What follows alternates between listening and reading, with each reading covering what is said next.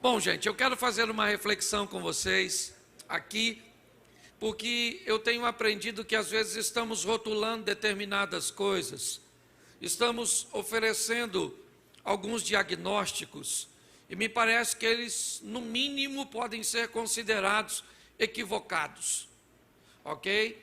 Eu vejo algumas pessoas, por exemplo, dizendo que o casamento tem problema, que a família tem problema, e eu discordo dessa posição. Eu acho que tentar difamar o casamento é algo muito ruim, muito equivocado. Difamar a família é algo muito ruim. O que eu tenho aprendido é que o casamento não tem problema. Quem tem problema é o casal. Que a família não tem problema. Quem tem problema são os componentes. O casamento vai bem, obrigado.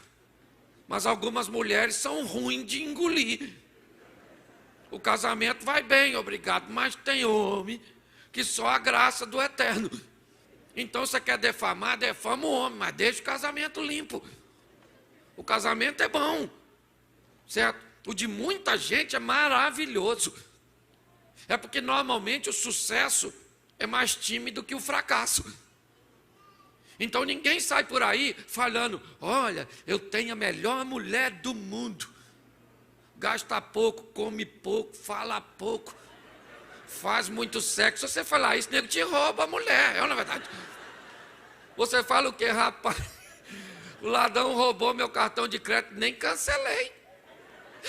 Está gastando menos que minha esposa. E você então, dá uma olhada e observa que o fracasso, ele faz mais barulho que o sucesso. Mas eu posso te garantir que o casamento é uma bênção para aqueles que sabem viver. O casamento, apesar de falar de casal, ele é a união de indivíduos. E se as pessoas têm problemas na sua individualidade, inevitavelmente ela terá dificuldade de estabelecer relacionamentos interpessoais. Então nós estamos aqui para te ajudar, obviamente. E quando eu falo para os outros, eu também me ajudo. Sabe aquela história do Jó? Deus mudou a sorte de Jó quando ele orava pelos seus amigos. Então Deus me dá força para me levar o meu casamento, quando eu estou ajudando você a levar o seu. A misericórdia de Deus, porque eu não tenho vida fácil. Eu sou muito diferente da minha mulher. E minha mulher é muito melhor. Se você acha que minha mulher é ruim, é porque você não me conhece. Eu sou muito pior, sou mal educado. Se eu chegar em casa agora e falar com a minha esposa assim, ó, cheguei, estou nervoso, não quero conversa, minha mulher só vai falar comigo se eu procurá-la para conversar. Agora, se eu chegar em casa agora e minha mulher estiver nervosa e eu for falar com ela, ela falar, eu estou nervosa, eu vou falar, por quê? E ela vai falar, mas eu não quero falar, mas eu quero saber. Fala comigo, fala comigo, fala comigo. Para eu não fazer isso, eu tenho que me controlar, porque eu sou chato. Entendeu? Então, quando eu ajudo você, Deus me ajuda.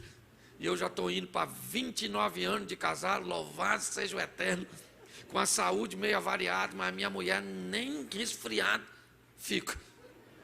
Tem uma saúde irritante, mas louvado seja Deus, certo? E nós vamos conversar um pouco. Se você tem uma Bíblia, abra aí Gênesis 37, vamos dar uma olhadinha, que eu quero fazer uma alusão a esse texto, algumas coisas e comportamentos na nossa família, na nossa casa, e vamos começar no versículo 2, Gênesis 37, verso 2, é a história de José, e eu vou pegar essa história e vou fazer de algumas etapas uma adaptação, uma alusão, uma comparação, certo? Uma aplicação no nosso contexto familiar. Diz assim o verso 2: este é o relato de Jacó e sua família. Quando José tinha 17 anos, cuidava dos rebanhos de seu pai. Trabalhava com os seus meios irmãos, filhos de Bila e Zilpa, mulheres de seu pai, e contava a seu pai algumas coisas erradas que seus irmãos faziam. Olha para mim, porque eu quero começar por aqui. José é o filho mais novo de Jacó. Ele é o que tem menos experiência. Ele é o mais novo no cenário, no pedaço. Ele está ali para aprender com os exemplos dos outros, dos mais velhos, daqueles que já estão vivendo, que já têm mais experiência. E é muito importante nós observarmos que o comportamento daqueles que servem de referência para José não é dos melhores. Seus irmãos, eles não se comportam, eles não agem de forma correta. Seus valores, seus preceitos não são os melhores. Mas vamos observar como José se comporta em meio aos exemplos negativos. Qual é a sua postura mediante a isso? Eu queria que você olhasse e buscasse entender que José é alguém que consegue sobreviver aos comportamentos e aos valores retorcidos, aos valores que estão fora dos moldes. Mas ele está chegando agora, pastor. Ele pode se tornar um produto do meio? Não.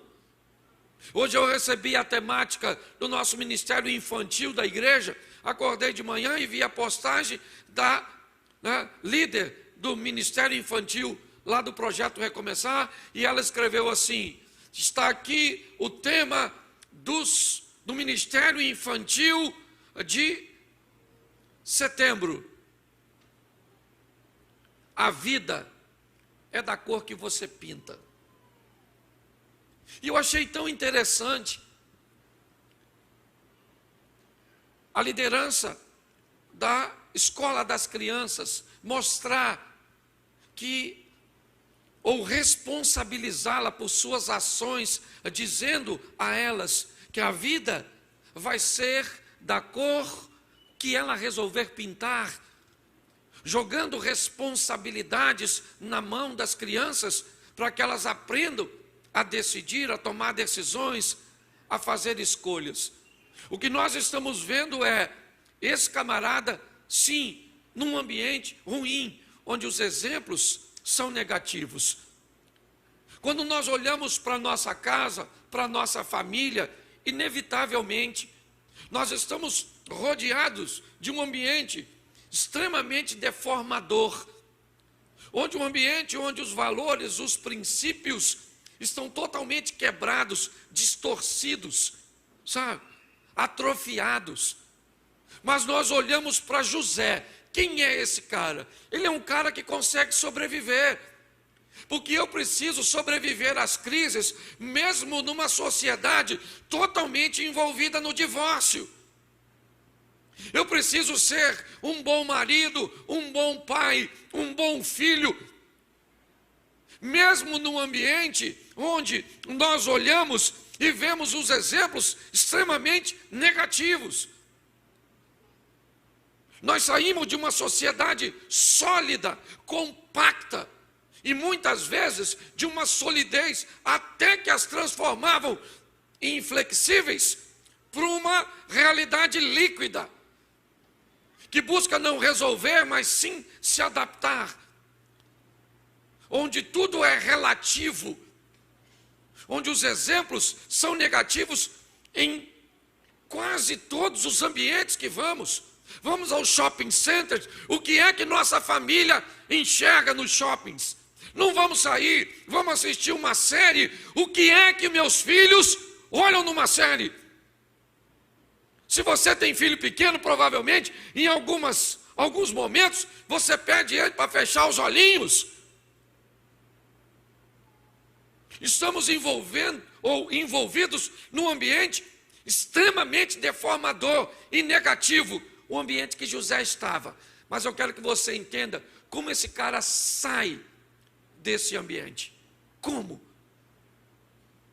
Como você pode sair, minha querida irmã, de um ambiente onde o pensamento feminino tem se tornado, né, ou caminhado para essa esfera que nós vemos.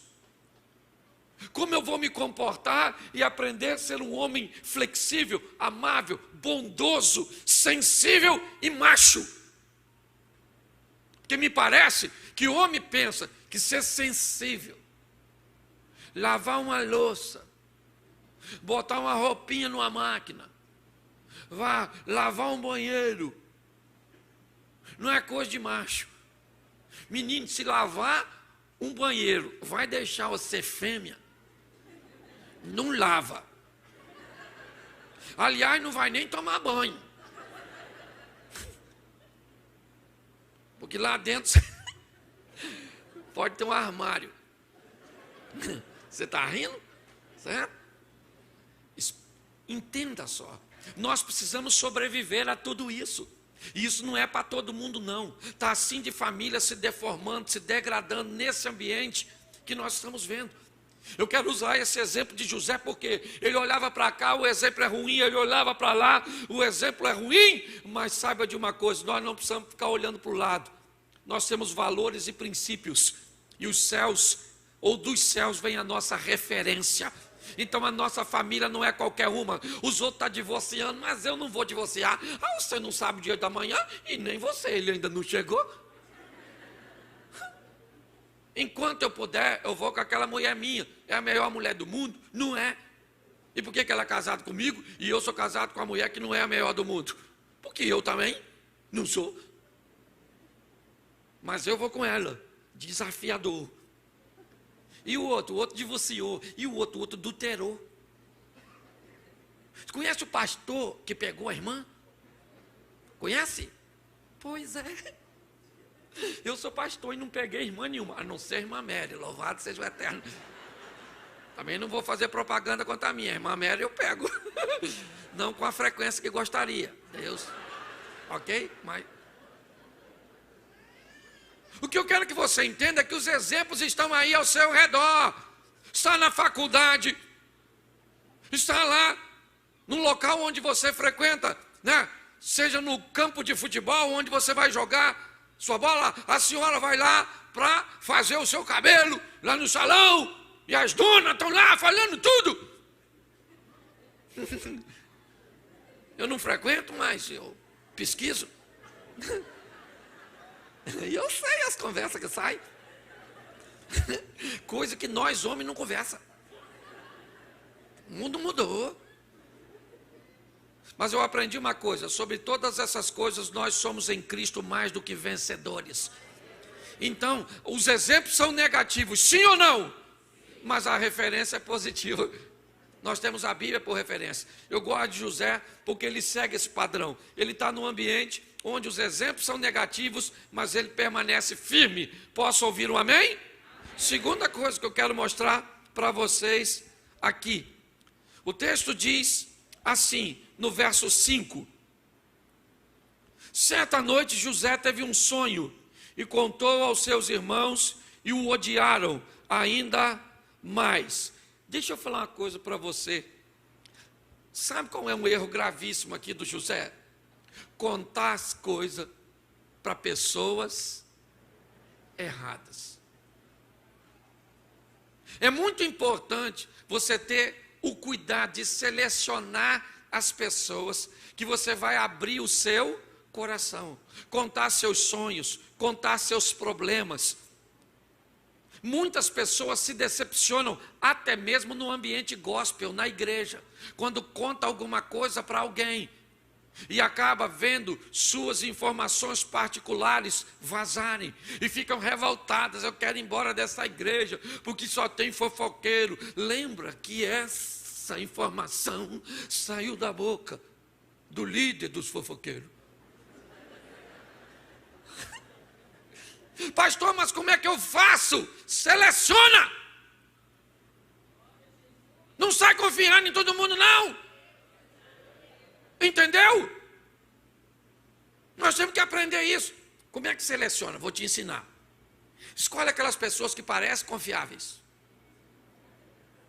A Bíblia diz fugir da aparência do mal. Então você dá uma olhada naquela E a pessoa, parece séria, parece. Você ainda não sabe. Então o que é que você vai? Vai para ela e conta um segredo que não é segredo, mas tu diz que é. Ou eu vou te contar um negócio aqui, mas pelo amor de Deus, não conta para ninguém. Esse é o texto básico. Entendeu? Porque isso não pode vazar. E sai de perto. Procura outra que é confiável, que você acha, e conta outro segredo. Distribui uns 5 segredos que não são segredos. E vê se vaza. Vazou, você diz. Não serve, não serve, não serve, não serve.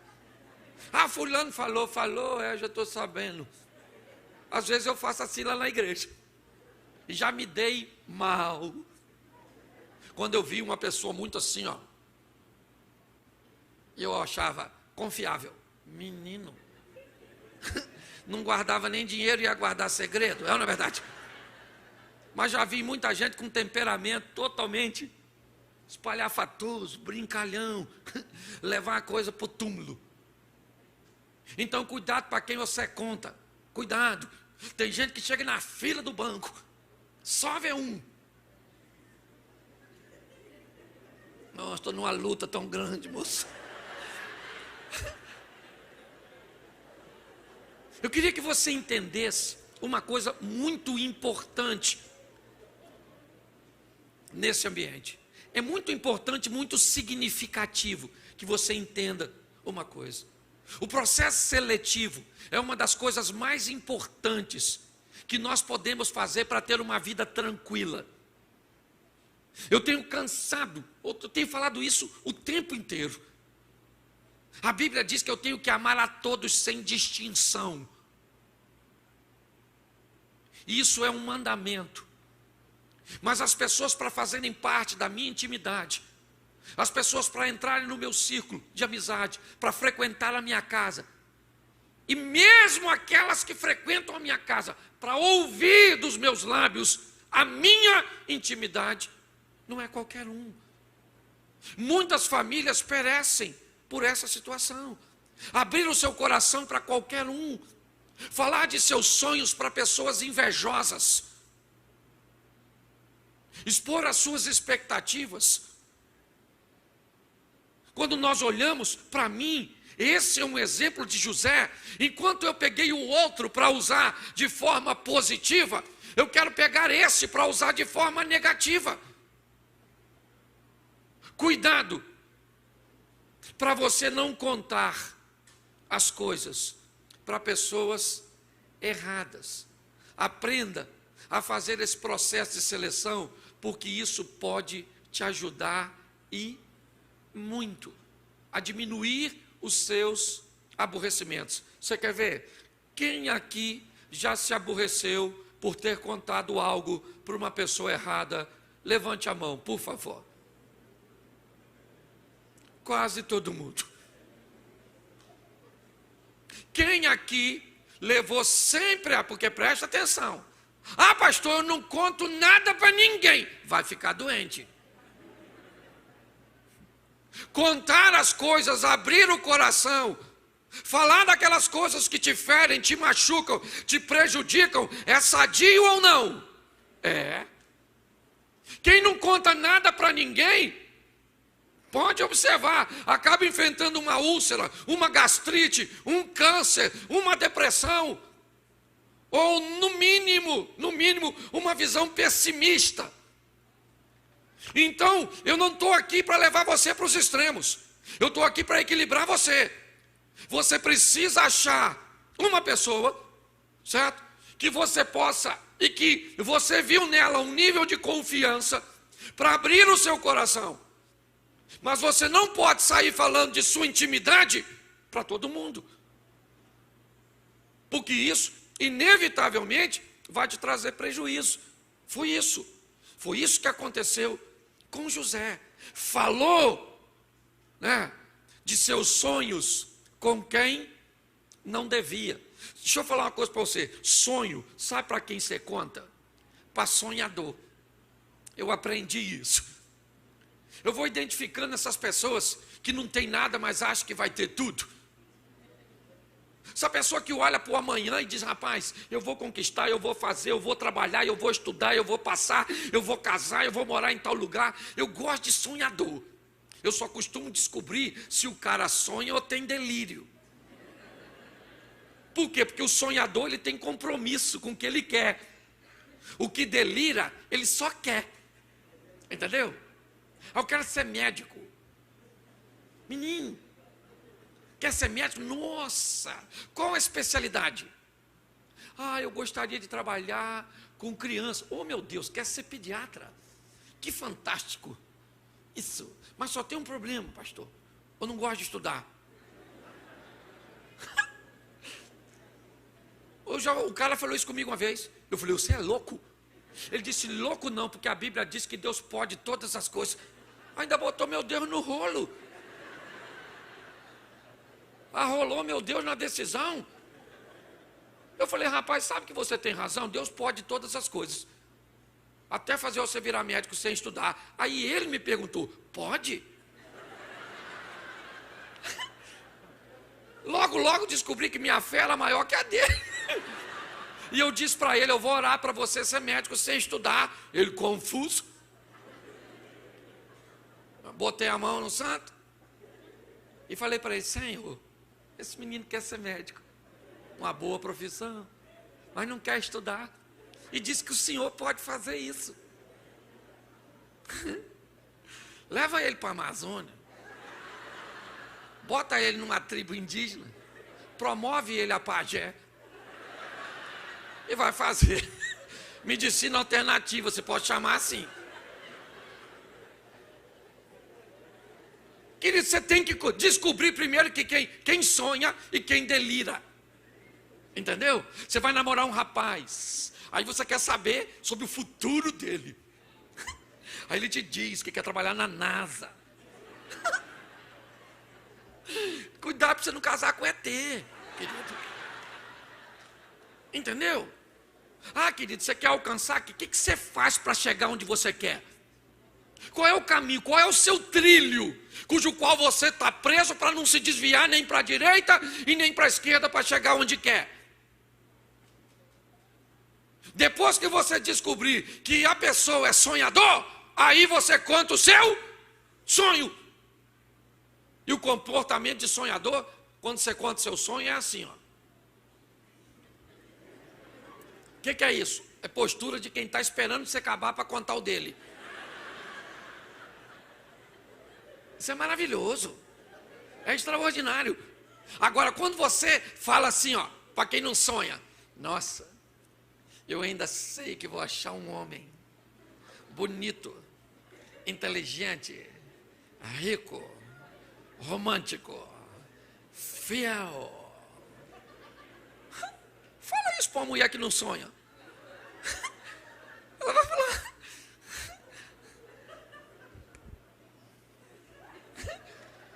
Bota o aparelhinho aí para ver se essa temperatura não está. Menina, esse homem não existe. Ele nasceu morto. Certo? Agora, quando você conta para sonhador, o sonhador fica doido. Quando você acaba de falar um discurso desse, a outra menina fala, menina, como é que é esse homem aqui? Que eu também quero a mesma coisa. Só quero saber se você quer louro ou moreno.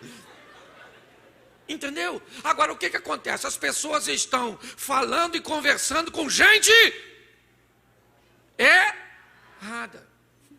E quando você tem gente errada, o que esses camaradas fazem com José? É o próximo passo da minha mensagem. Eles fazem o quê? Você lembra o que os irmãos fazem com José? Eles fazem o quê? Eles fazem o quê? Vendem. É isso? Vendem para uma caravana de ismaelitas que está indo para o Egito. É isso?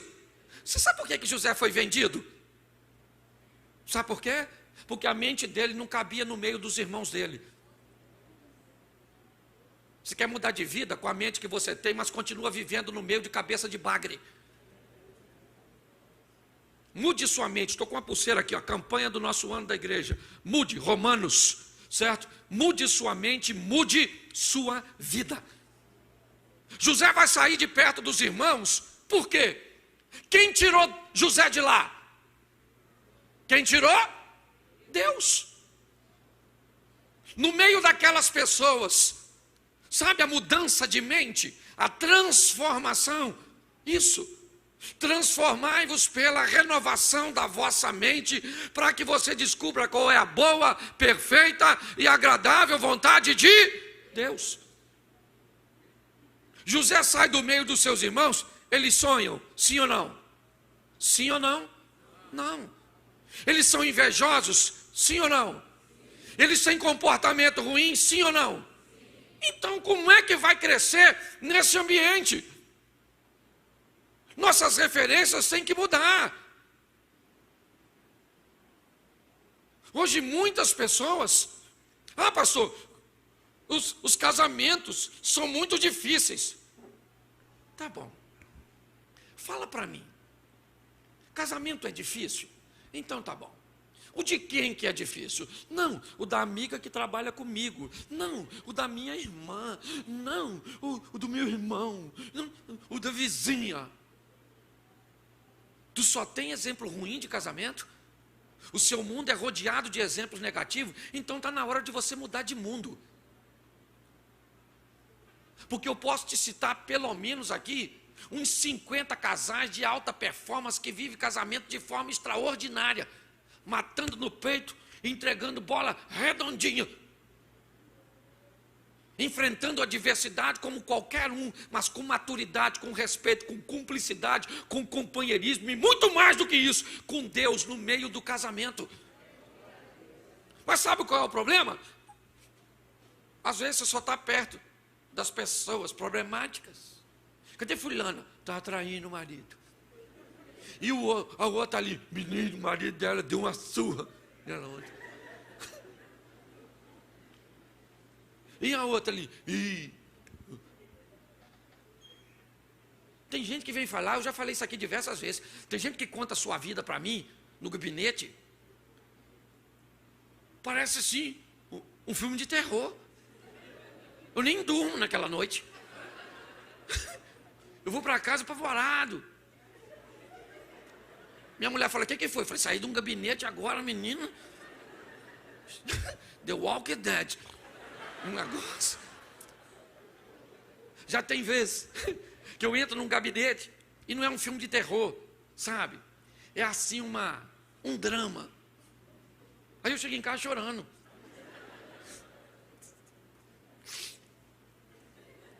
A mulher fala, o que foi, amor? Eu falei, menino, tem um Rivotril aí. Se calmar. Aquela mulher sofre demais. E seu sofrimento, perguntei a ela quantos anos, ela falou, sempre. Então ela não tem vida, ela tem uma saga. Entendeu? Mas às vezes eu chego lá, saio do gabinete com um cara da ficção científica.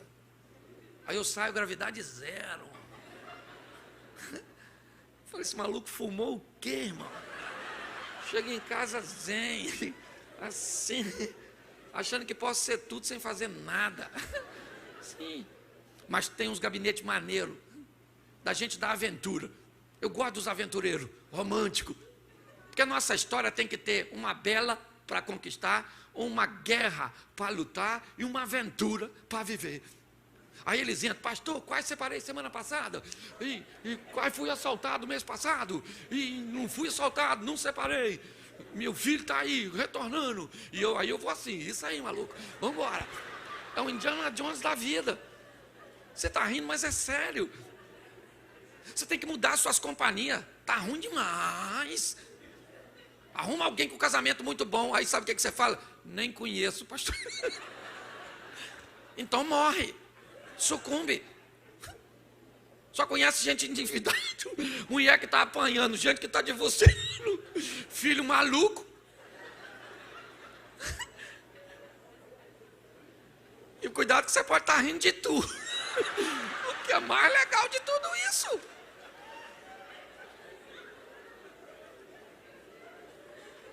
Você está entendendo? José é alguém que vai sair do meio daquele povo, do meio daquela influência, do meio daquela mente negativa. Meu irmão, Você não vai divorciar porque Deus está no seu casamento. Seu marido vai ser liberto porque Deus está lá. Você não vai perder seu filho para o inferno porque Deus está lá. Muda essa mente sua. Se mistura com o povo meio. Oh, meu Deus do céu. Jesus. Tem hora que eu fico traumatizado. Sai da igreja com a mão na minha cabeça. Senhor, pulsa os pensamentos negativos. Sim. Eu gosto disso. E agora ele está onde? Ele está lá no Egito. Sim ou não? Sim ou não? Os cabeças de baga estão perto dele? Não, ficaram para? Ele é um sonhador? Sim ou não? Tem boas referências? Sim ou não? O texto diz que Deus está com José no Egito. Ele queria ir para o Egito? Mas ele foi? Mas ele queria ir? Mas ele foi. Mas ele queria ir? Mas ele foi. Mas ele queria ir mesmo? Mas ele foi. Sabe o que isso indica? Que às vezes a vida vai levar você para lugar que você não quer ir. Mas quando a vida te levar para lugar que você não quer ir, leve Deus como seu companheiro de viagem. Ele não queria estar lá, mas o pastor não queria estar casado com esse homem.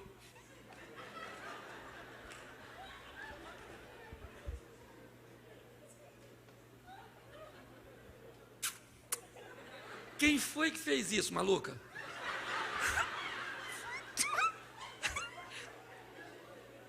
Se seu marido é ruim, eu queria lembrar você que ele é uma escolha sua. E sua mulher também. Então deixa eu falar para você, não queria estar nessa família, não queria ter nascido com esse tipo de cabelo, não queria os olhos dessa cor, não queria ter esse peso, não queria ter isso, não queria... Pois é, gente, mas tem.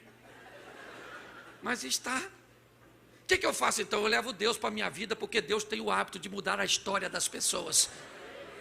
E com quem eu vou andar? Com quem gente está mudando, né? Com gente que Deus está mudando a vida ou já? E quem não quer mudar? Fica para lá. Já falei isso aqui, ó, muitas vezes. Eu moro em Xerém, 51 anos, louvado seja Deus. Uma grande metrópole, lá em Duque de Caxias. O filme do Homem-Aranha foi gravado lá, Arranha-Céus. Um negócio extraordinário. Mas presta atenção, quando eu era garoto, meu pai com aquele montão de relacionamento irresponsável, minha mãe uma menininha, me deram para um montão de gente, eu 17 anos de idade, doido para namorar, irmão. Mas a cidade era muito pequenininha, se hoje já é pequeno, antes era assim, bem pequenininho, que pode ter gente de Xerém assistindo. Bem pequenininho. Então todo mundo conhecia todo mundo, e ninguém deixava as filhas namorar eu. Porque o meu pai era ruim, um mau exemplo, mulherengo, certo? E eu não tinha onde cair morto, aliás, não tinha onde cair nem vivo. Entende? Morava numa casa tão pequena que para o sol entrar nós tínhamos que sair. Estou falando para você. Dormia numa cama, às vezes dormia 2, 3 numa cama. Era tão apertado que nós sonhávamos o mesmo sonho, não tinha nem espaço para sonho diferente, não. Era mais ou menos a mesma coisa. Escute só. E sabe o que as pessoas falavam? Esse menino não vai chegar em lugar? Isso não vai dar para nada. Nada. Não vai prestar. Porque fui treinado num ambiente ruim. Pois é, eu doido para namorar, as mães não deixavam as meninas namorar comigo, eu beijava espelho, já falei isso aqui. Aliás, quem aqui já beijou espelho? Levanta a mão. Aí um ali, o outro lá, esse aí, beijava mesmo, beijava, de olho aberto para sentir a emoção. Isso. Ela é algo extraordinário. Deixa eu falar uma coisa para você. Olhe para mim aqui. Você pode rir, mas não perca. Tem gente que acha, nossa, isso não é uma pregação. Só se você pegar só isso. Eu queria que você pregasse o preceito, o conceito. É isso. O tempo passou. Eu continuo morando em Xerém. Sabe quem entrou na minha vida em 1992? Deus. Me chamando por uma trajetória totalmente oposta a tudo aquilo que as pessoas falavam a meu respeito. Sabe o que eu falei? Sim. Sabe o que aconteceu? Ele mudou minha vida. Sabe qual é o maior barato? É que hoje eu ainda moro em Xerém. E de vez em quando, com quem eu encontro? Com as mulheres. Às vezes acompanhada da mãe que não deixou ela me namorar. E aí passo eu, com minha loura. Querido. Passo perto, abro o vidro do veículo. Olho para aquela irmã e digo, louvado seja Deus, querida, a paz do Senhor. Fala a paz do Senhor com ela, minha lindona aí. Fala. Deixa eu falar uma coisa para você, coloque Deus no controle da sua vida, que as pessoas vão ter que engolir o que disseram a seu respeito, a respeito da sua casa e da sua família. Nós temos que aprender. Quando nós olhamos para José, o que nós vemos? Nós vemos alguém, olha só, sobrevivendo num ambiente hostil. O que era a casa de Potifar? Era um ambiente hostil, sim ou não? Sim. Para ele, sim. Um ambiente de prosperidade, é verdade, tudo que ele fazia enriquecia o patrão. Eu acho isso extraordinário, a maturidade desse cara. Ele vai ser rico, sim ou não? Sim ou não? Ele vai ser próspero? Ele vai ter esposa? Ele vai ter filhos? Precisou pegar a esposa dos outros? Precisou pegar o dinheiro dos outros? Precisou agir de forma incorreta? Porque se Deus estiver contigo, querido, ninguém tem poder para fazer a promessa dele não se cumprir na sua vida. Tudo que Potifar tinha, José teve muito mais, sem precisar meter a mão em nada do que não era seu. Parece que está demorando, para José também. Nós precisamos entender isso. Nem sempre as coisas acontecerão no nosso modelo, e agora vai ficar pior. Por quê? Porque ele sai da casa de Potifar e vai para a prisão. Agora José vai ter que lidar com a injustiça. Ele fez alguma coisa para estar na prisão? Sim ou não? Mas ele foi para a prisão? Foi ou não? Foi. Preste atenção. A casa de José, lá na casa de José com Jacó, filhinho amado, ele estava bem, sim ou não? Sim ou não? Sim. Sim. Quando ele sai de lá e é vendido como escravo para os ismaelitas, está bem ou não? Não. Agora ele é um? Preste atenção. Escravo é o que as pessoas achavam que ele era. Ele nunca foi escravo. José não tinha comportamento de escravo. José não se limitava a fazer apenas o que o escravo fazia. Deixa eu falar uma coisa para você. Ele era um escravo? Sim. No que diz respeito à nomenclatura. Mas quem diz se você é escravo ou não, não é você, ou não são os outros, é você. É você que decide. Sabe qual é o problema? É que as pessoas estão nos rotulando e parece que elas decidem quem nós somos. Isso tem que acabar. Você sabe o que para muita gente eu sou? Pode falar. Eu sou o quê? Um palhaço. Vai dizer que tu nunca ouviu isso. Quem levanta a mão quem já ouviu. Meu Jesus do céu. Não, agora eu magoei agora. Eu quero lá saber se as pessoas acham que eu sou palhaço ou não. Eu sei o que eu estou fazendo. O título que elas me dão, eu não recebo. Porque eu sei para quem eu estou trabalhando. Eu só fui chamado para fazer algo num modelo diferente. Então quer falar? Fala. Já me deu vontade de pregar com o nariz. Olha, a qualquer hora eu vou fazer. Aí o pessoal, agora é palhaço. Palhaço, pronto, palhaço. O bobo da corte de Jesus. Isso, tentando levar as pessoas para o reino de Deus. Sabe o que é mais maravilhoso num culto desse? É que tu tá alegre pra caramba, já riu pra caramba e seus problemas nem resolveu ainda.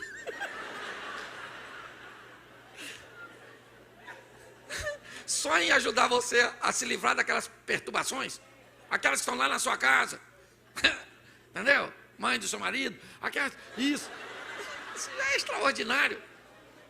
Olhe para mim. José era escravo? Para ele, nunca foi. Ele era livre. para fazer o que ele achava que devia. Mas agora ele vai para presta atenção, na casa de Jacó era bom, na mão dos ismaelitas ruim, na casa de Potifar melhorou, na prisão piorou. O que é isso? Isso é vida, casamento, família. Tem época que está tudo bem, louvado seja Deus. Tem época, menino, o diabo nem vai lá na casa da gente. Se ele for, está arriscado nós entrar nele, de tão ruim que fica. Mas ninguém vive a vida inteira no tudo bom, e ninguém vive a vida inteira no tudo ruim, senão tem alguma coisa errada. Bom o tempo inteiro. Conhece alguém? Eu não conheço. Ruim o tempo inteiro, conhece? Conheço bastante. Você está rindo, mas é sério, sabe? A vida é assim, tem hora que está bom, tudo certinho, está tudo dando certo, louvado seja Deus, pelo menos para mim e para a maioria das pessoas. E agora? Agora ficou ruim, o Zé foi para a prisão. O que ele fez? Ele fez nada. Ele só resolveu ser fiel. E agora nós vamos ver que esse camarada vai viver um ambiente de injustiça. Sim ou não? Sim ou não? Sim. Olha só. Nem sempre a vida vai ser justa. Nem sempre ela vai ser.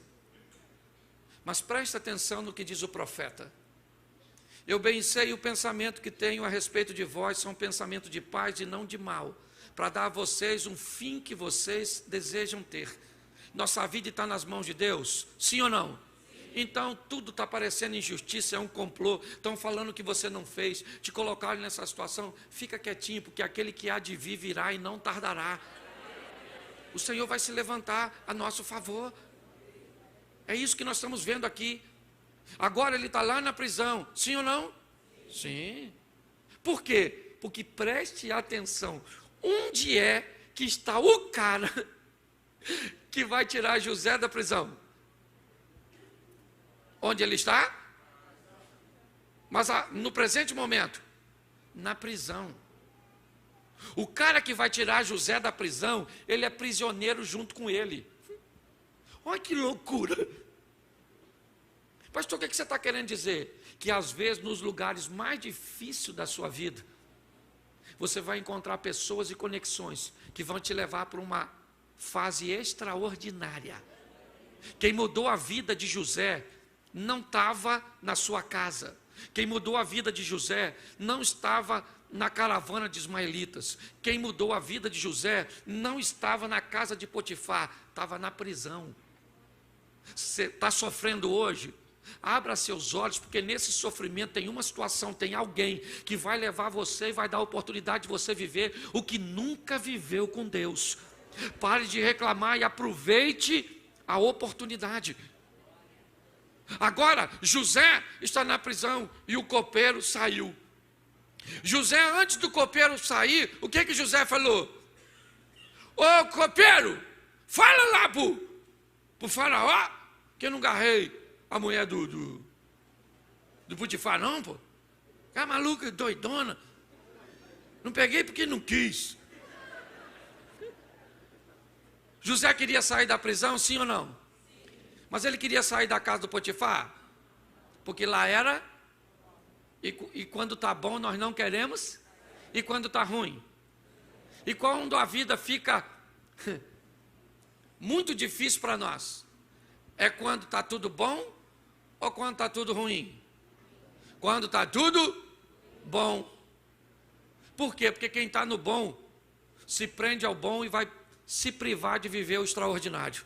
Não se contente com o bom. Às vezes o ruim é necessário para levar você como uma mola para uma próxima fase da sua vida que o bom nunca te levaria. O bom te leva para a mediocridade. O ruim te leva para um ambiente de mudança, de transformação de mente, de mindset, de uma mudança extraordinária. Quando nós olhamos para isso, o que vemos? O copeiro saiu e o José falou o quê? Fala lá, copeiro. O copeiro falou... Não, esqueceu do Zé. Até que o faraó sonhou. E quem é que interpretou? E quem é que lembrou do José? O camarada ingrato, que esqueceu dele. Não, querido. Ele lembrou na hora certa. Pare de achar que as pessoas têm que te ajudar porque vocês ajudaram ela. Não ajude pessoas para ser recompensado por elas. Faça para Deus, porque Deus não esquece de ninguém, porque o seu nome está gravado na mão dele. Pode uma mãe se esquecer de um filho que amamenta? Pode, mas o Senhor jamais se esquecerá de nós. Agora José está lá. E para mim, essa mensagem se encerra com uma das coisas mais extraordinárias da caminhada de José e também da nossa família. Um pedágio obrigatório na estrada dos relacionamentos longos e salutares, chamado perdão. Se você quer viver uma vida saudável e longa, relacionamentos sadios, aprenda a perdoar. Não deixe seu coração azedar. Agora os irmãos de José vêm fazer compra no Egito e o José está lá, Zefanete Paneia, bonitão, pintadão assim.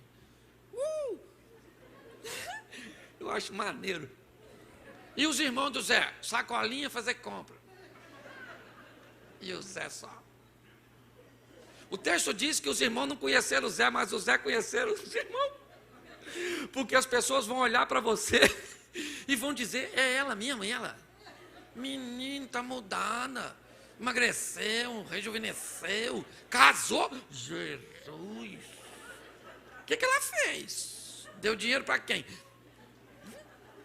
As pessoas têm que olhar para você. É maneiro isso. As pessoas olharem e falar assim, Miricia está onde está, não.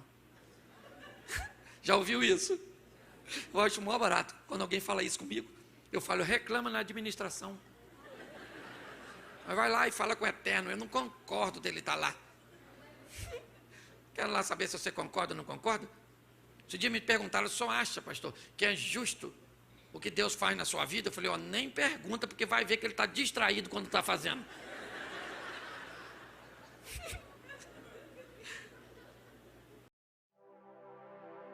Porque todo aquele que invocar o nome do Senhor será salvo. Como, pois, invocarão aquele em quem não creem? E como crerão naqueles de que não ouviram? E como ouvirão, se não há quem pregue? E como pregarão, se não forem enviados? Como está escrito, quão formosos os pés dos que anunciam o evangelho de paz, dos que trazem alegres novas de boas coisas. Mas nem todos têm obedecido ao evangelho, pois Isaías diz, Senhor, quem creu na nossa pregação? De sorte que a fé é pelo ouvir, e ouvir pela palavra de Deus. Romanos capítulo 10, versículo 13 ao 17.